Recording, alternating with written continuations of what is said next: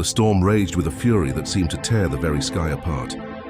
Waves like liquid mountains crashed over the deck of the wooden ship, each one threatening to splinter the vessel and cast its crew into the churning abyss.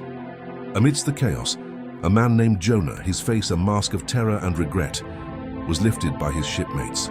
They heaved him over the side, a desperate sacrifice to appease an angry god. He plunged into the tumultuous sea, the roar of the wind and water filling his ears as he sank beneath the surface, the ship and its flickering lantern disappearing into the storm-racked darkness above. The sea, once a symbol of his escape, had become his watery grave. Beneath the waves, a profound silence replaced the storm's fury. As Jonah drifted deeper, a shadow blotted out the dim light filtering from the surface. It was a creature of immense size, a great fish dispatched from the depths of the divine will. Its cavernous mouth opened, and in a rush of water, Jonah was pulled from the cold sea into the creature's dark, living belly. The world outside vanished, replaced by an encompassing, suffocating blackness. He was alive yet entombed. Surrounded by the strange sounds and textures of the fish's insides, Jonah sat in the damp gloom, the weight of his disobedience pressing down on him heavier than the ocean itself. Despair was his only companion in this bizarre, fleshy prison.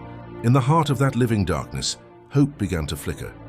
Jonah, stripped of his pride and his plans, turned his face upward into the gloom, as if he could see past the flesh and the ocean to the heavens he had fled. He began to pray, his voice a raw whisper in the belly of the beast. It was a prayer of repentance, a desperate plea for mercy from the God he had tried to outrun. A faint ethereal light seemed to answer his prayer, a soft glow that pierced the suffocating blackness, offering a sliver of divine assurance. In that moment, he was no longer just a man in a fish. He was a soul in communion with his Creator, finding light in the deepest darkness. After 3 days and 3 nights in his organic prison, the great fish swam towards the sunlit shores of Nineveh. With a great heave, it opened its massive jaws and expelled Jonah onto the warm, wet sand. He lay there for a moment, gasping for air, the taste of salt and sea on his lips.